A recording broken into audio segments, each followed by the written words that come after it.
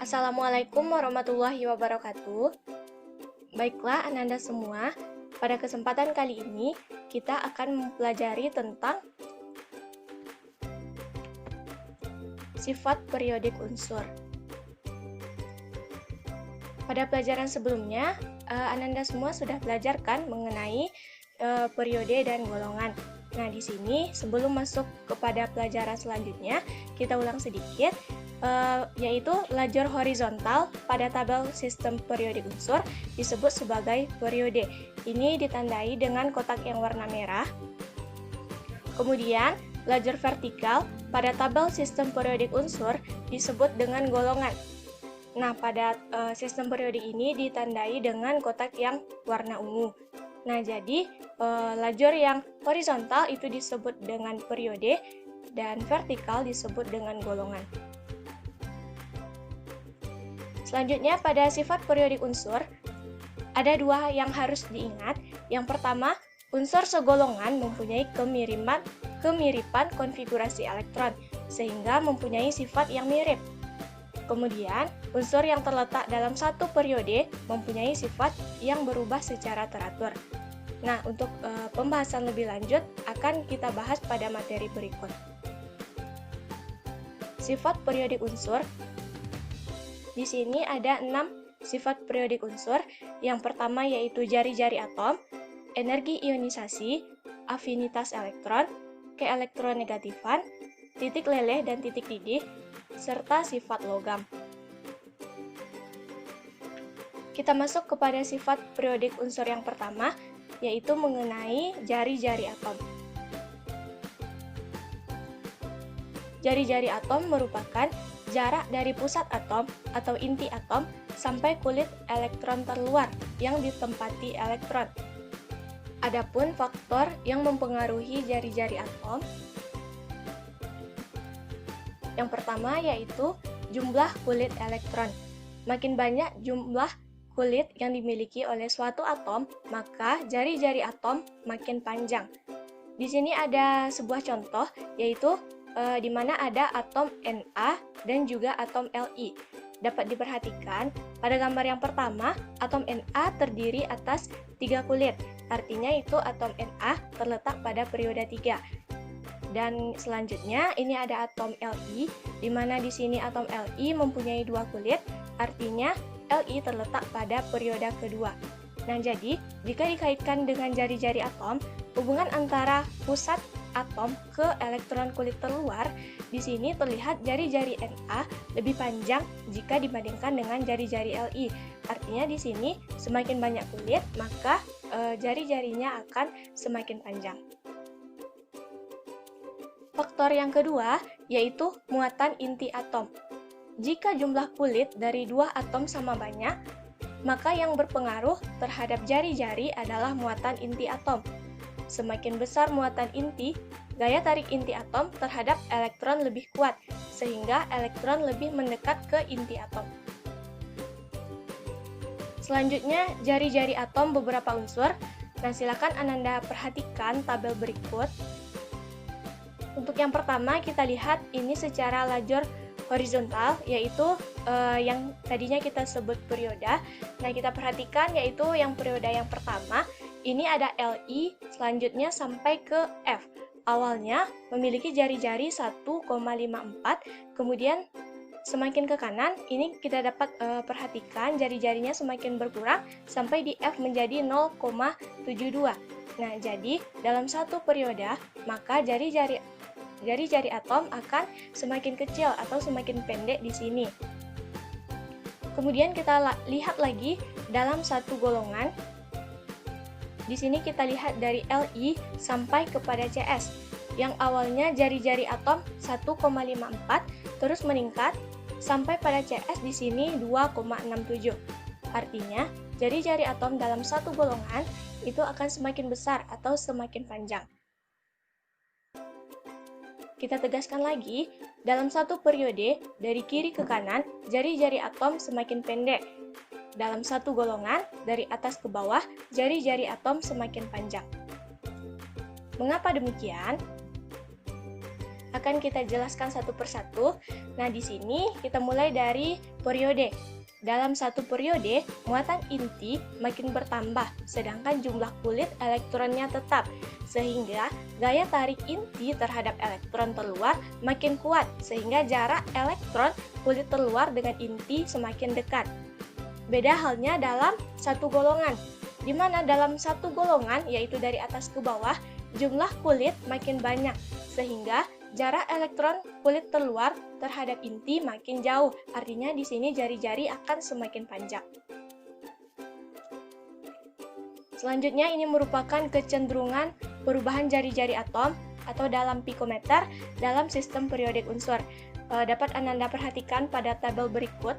Ya, di sini tampak ukuran atomnya, di mana dari dalam satu periode, ini dari Li sampai ke Ne, ini atomnya tampak semakin kecil gambarnya. Artinya jari-jarinya juga semakin pendek. Kita lihat dalam satu golongan ya, dari H ke Cs. Dapat kita perhatikan, ini atomnya ukurannya akan semakin besar. Artinya jari-jarinya juga akan semakin panjang. Kita lihat sifat yang kedua, yaitu energi ionisasi. Dalam hal ini kita singkat dengan EI. Adapun pengertian dari energi ionisasi ini adalah energi yang diperlukan untuk melepaskan elektron yang terikat paling lemah oleh suatu atom-atom atau ion dalam wujud gas. EI merupakan ukuran mudah atau tidaknya elektron terlepas dari atom, atau kuat tidaknya elektron terikat pada inti atom. Semakin besar EI, semakin sukar elektron terlepas dari atom. Semakin kecil EI, semakin mudah elektron terlepas dari atom. Energi ionisasi ini berbanding terbalik dengan jari-jari atom. Artinya, semakin panjang jari-jari atom, semakin kecil energi ionisasinya. Mengapa demikian? Akan kita jelaskan. Semakin panjang jari-jari atom, semakin jauh jarak elektron terhadap inti, sehingga gaya tarik inti terhadap elektron menjadi lemah. Oleh karena itu, dibutuhkan energi yang rendah untuk melepaskan elektronnya. Selanjutnya, ini merupakan tabel energi ionisasi pertama unsur-unsur golongan utama. Kita lihat di sini terdiri atas 7 golongan, dimulai dari golongan 1A sampai dengan golongan 8A. Yang pertama kita lihat dulu secara lajur vertikal, yaitu dalam satu golongan. Kita lihat, ini awalnya kita ambil golongan 8A sebagai contoh. Silakan diperhatikan nilai energi ionisasinya. Dimulai dari helium, di sini 2373. Kemudian dari atas ke bawah, kita lihat energi ionisasinya ini semakin berkurang sampai pada Rn itu 1037. Nah, artinya dalam satu golongan energi ionisasi ini akan semakin kecil.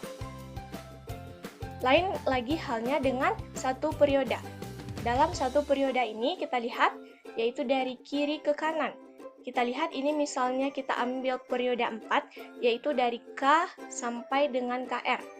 Kita perhatikan di sini energi ionisasinya K awalnya 418,7, kemudian di sini dia akan semakin meningkat sampai pada Kr yaitu 1351. Dapat kita lihat ya di sini nilai energi ionisasinya semakin meningkat. Nah, jadi dalam satu periode maka energi ionisasinya akan semakin besar atau semakin bertambah. Tetapi di sini terdapat pengecualian, yaitu pada periode kedua. Nah, yang di sini kan seharusnya dalam satu periode dari kiri ke kanan itu kan energi ionisasinya semakin besar. Tetapi di sini terdapat pengecualian ya di sini. Nah, dari 900 turun lagi menjadi 801. Maka ini termasuk ke dalam pengecualian karena ini berkaitan dengan kestabilan. Jadi kita tegaskan lagi, dalam satu periode, EI cenderung bertambah dari kiri ke kanan. Dalam satu golongan, EI cenderung berkurang dari atas ke bawah. Terdapat kekecualian pada urutan keteraturan EI pada periode 2 dan 3. yaitu dapat dijelaskan sebagai berikut, dapat ditulis sebagai berikut. Nah, silakan Ananda amati baris berikut ini. Kemudian, kita lanjut kepada sifat yang ketiga, yaitu afinitas elektron, atau di sini disingkat dengan AE. Adapun pengertiannya, yaitu besarnya energi yang dihasilkan atau dilepaskan apabila suatu atom menarik sebuah elektron. Afinitas elektron digunakan sebagai ukuran mudah tidaknya suatu atom menangkap elektron. Semakin besar afinitas elektron, menunjukkan atom tersebut cenderung menarik elektron dan menjadi ion negatif. Selanjutnya, ini merupakan harga afinitas elektron beberapa unsur. Silakan Ananda perhatikan tabel berikut. Nah, di sini terdapat unsur dan juga harga afinitas elektronnya. Di sini ada keterangan, artinya tanda negatif, artinya energi dilepas. Nah, jadi tanda negatif di sini bukan berarti afinitas elektronnya itu bernilai negatif, bukan. Jadi tanda negatif di sini artinya energi tersebut adalah energinya dilepas. Nah, jadi jikalau kita perhatikan, afinitas elektron ini polanya sama dengan energi ionisasi yang telah kita jelaskan sebelumnya. Kemudian kita perhatikan ini golongan 7A, ini golongan halogen. Ini unsur-unsurnya adalah unsur-unsur yang paling elektronegatif, di mana kita lihat afinitas elektronnya paling besar, yaitu bernilai negatif. Nah, maka di sini golongan 7 ini yang paling unsur yang paling elektronegatif. Nah, di sini golongan 7A memiliki nilai afinitas elektron yang terbesar. Kemudian golongan 8A memiliki afinitas elektron mendekati 0 karena dia sangat stabil. Sifat yang keempat yaitu keelektronegatifan. Keelektronegatifan ini disebut juga dengan elektronegativitas, yaitu kecenderungan suatu atom dalam menarik pasangan elektron yang digunakan bersama dalam membentuk ikatan.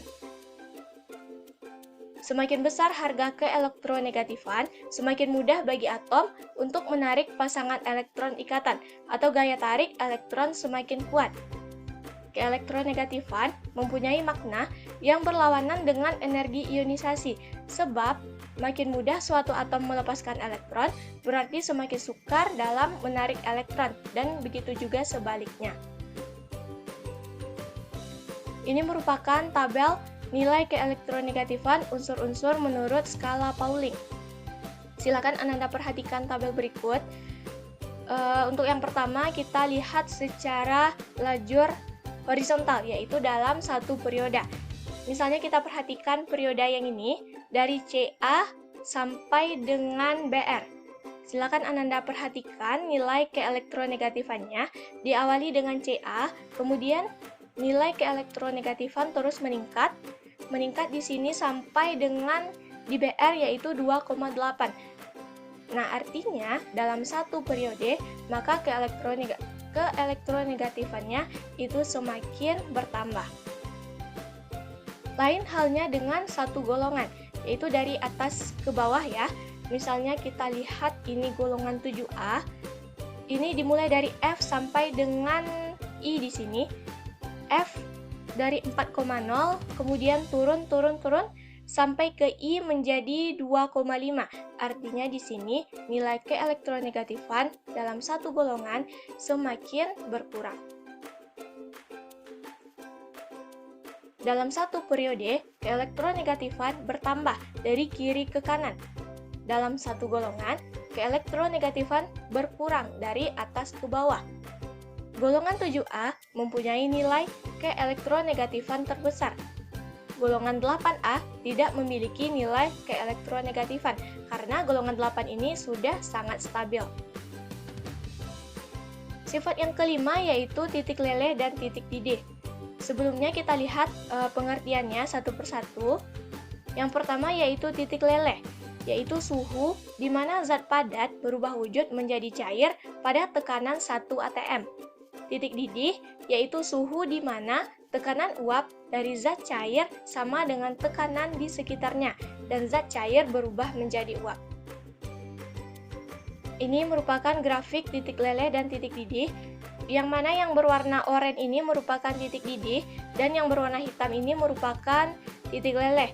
Nah, di sini merupakan ini nomor atom.